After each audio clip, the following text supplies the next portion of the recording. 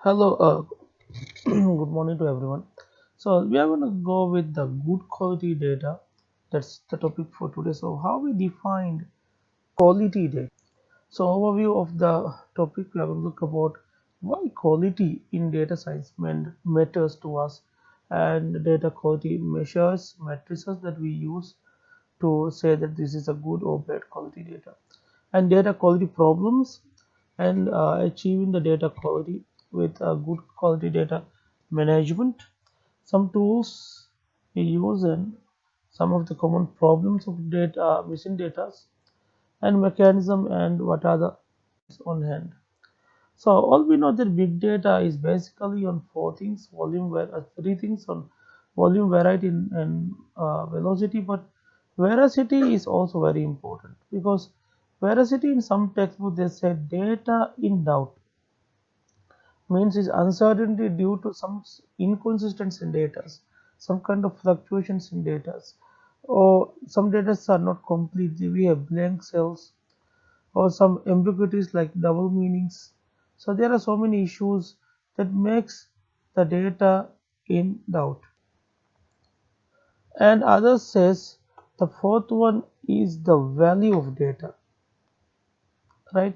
Means why are we saving the data or processing the data? Because we need to see the value of the data, all right, basically from a business perspective in US.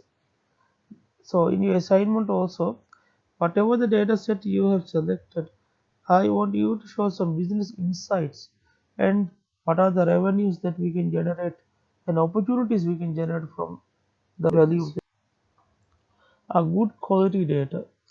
Mainly, it should be fit for use. The main purpose should be fulfilled. Right? It has some empirical dimensions like data handling, data accessibility, timeliness, security is also very important. So data should be available on time, okay, in different forms or different structures. Then we have accuracy, clarity, completeness, and also we have the semantic dimension, means with the meaning of the data should be clear. And then we have pragmatic dimension like intention of use, the purpose, the value which has been added, the importance. Basically, good quality data, we are going to follow these four matrices: accuracy, precision, timeliness, and complete.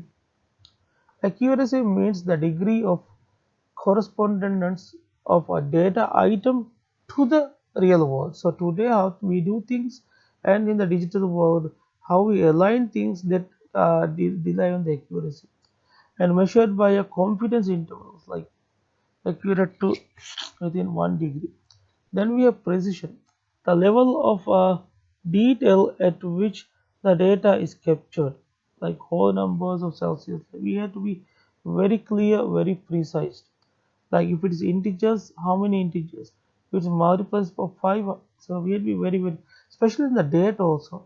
Day, month, year, or day, month, or only year.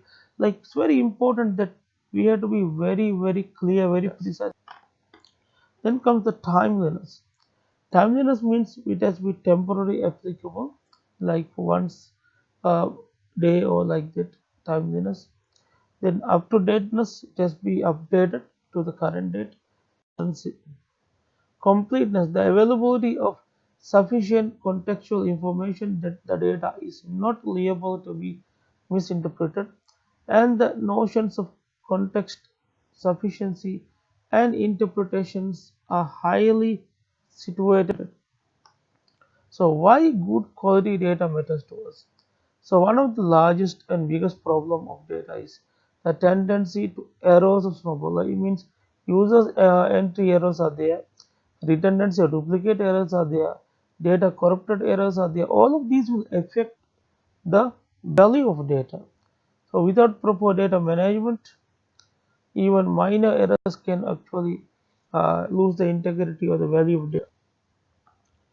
So this is an example about the data. Who plus the data, more male or female? But you can see in the gender column some of the where cells are empty. So definitely the result will not be cases. So there are some dustbin data or dirty data or missing values, inadequate data sizes, or poor representation in data samples. So these are so many issues in data. So data quality measures because it has impacts and it has cost to the businesses. So erroneous data cost US business $600 billion annually. See how much money loss they are getting in terms of this erroneous data or system error. The system like for example Bank of Mauritius, they have a system error and 5 rupees deducted from all of the customers. How disastrous that will be for the bank. People will be shouting at social media and boycotting them. So like one simple error cost millions of dollars. So that is something we cannot afford. Enterprise typically find data error rate of approximately 1 to 5%. For some companies, we have 30% of error. In most data warehousing projects, data cleaning accounts for 30 to 80% of the development spent on that. And 90% of the time is spent on manipulating and transporting data. Especially in software development, it's very difficult to bring the old database migrate to the new database because we have some mismatch or issues. So good quality problems. So data quality problems. So we have the data, bring in the data from outside or process causing due to data decaying. So process changing the data from within. We have data processing, data cleansing, and data processing. So achieving good quality. First, we have to achieve these 1, 2, 3, 4, 5, 6 things. Completeness means are all the necessary data present in the data set. Validity means are the data's values within the specified domain, like the range. Accuracy does all reflect the real world. Does we have any unbelievable or fantasy kind of value? Consistency, yes, are the data between the system consistent the same? Are you seeing it the same? Integrity, are the relation between entities and attributes consistent within whatever the table they have been kept? And timeliness, do we have available data? So driving the data quality requires a repeatable process. So we have to do it every day continuously and define the specific requirements for good quality. Like for passwords or others, we have good quality like strong password. We should have 8 letters long, capital letters, simple letters. So we have to define the requirements. Establishing rules for certifying the quality of the data and integrating those rules into an existing workflow and continuing to monitor and measure the data quality in there. And we have data quality management. So one important data quality dimensions have been defined here. We have continuous monitoring required. Data has to be assessed, measured, analyzed. Data has to be clean, first standardized or correct the data if there are any errors. Enhance and match and consolidate. We have to replicate or consolidate. So this is the SDLC of the software development lifecycle where requirements, analysis, design, coding, and maintenance. And in the data quality testing lifecycle, we have first of all require the data quality measures, the criteria for the threshold, then do the data quality test planning, select some scenarios, and data quality implementations. We have to keep it on some tools, automated it.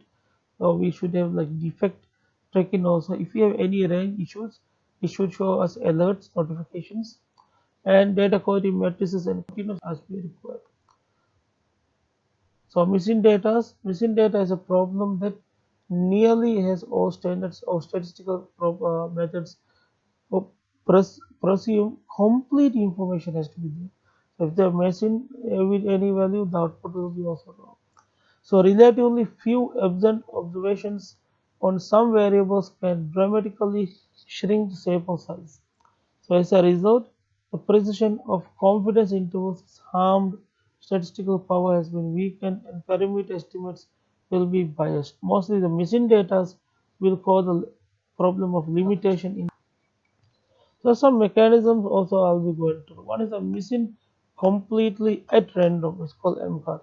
When the probability of missing data variables as the same for all the observations. Means, for example, just say a respondent to a data collection process decide that they will declare their earnings after tossing a fair code.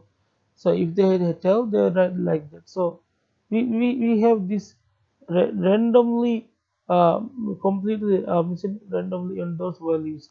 So that they will have like vice versa one. So the respondent is not accurately given the answers. Then we have missing at random means when the missing values are not random and are related to unobserved input. For example, in a medical study, especially in researchers we are talking about, if a particular diagnosis causes a discomfort, there's a high chance of dropout from the study. So they will leave it. The participant will. Then we have not machine at random means that depend on unobserved predictions. So when the missing values are not random and are related to the unobserved input variables, and missing that depends value itself. So this is a case when for the probability of missing the value is directly corrected with missing the value itself, like here. So does missing value have a pattern? Right, so we are just collecting from different sources. Is it a pattern or is just as random? Then treat in the missing values. So that's a problem, we have to give treatment to it. One is deletion, discard either missing observation or the variable. We have two types, likewise or pairwise. Likewise deletion means we delete the observation when any of the variables is missing. We delete everything. But pairwise means we perform analysis with all causes in which the variable of interest have been present. So advantages of using a pairwise is it keeps many cases available. But on the other hand, we have a weakness. It uses different sample size on different variables. So this is how the deletion takes place.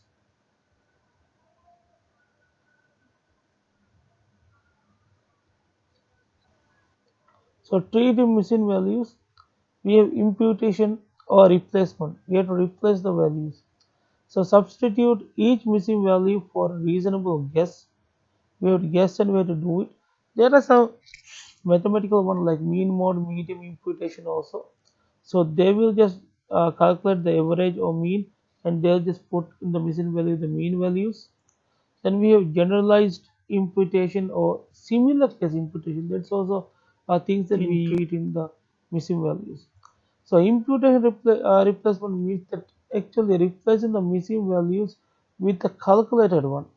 But it comes to prediction model means you have to forecast and put a value over there. So divide the data sets into two and with no missing values and missing values and compare and do it. So first data becomes the training data for the model and second data becomes the missing data for test data set and variable with missing values targeted at those. So this is a mechanism to do the treatment. So imputation and replacements implies on the missing values of calculator ones. We have single imputation, multiple and fractional imputation also. Regression imputation is also commonly used for the treatment of missing values. Then we have hot duck implementation methods. We have nearest neighbor imputation, so nearest values. Then we will just look into the missed values. Predictive means or ignorable data missing mechanism. All these are algorithms that we use to treat. So further readings of the data quality and missing value issues, you can just search for these reference sources.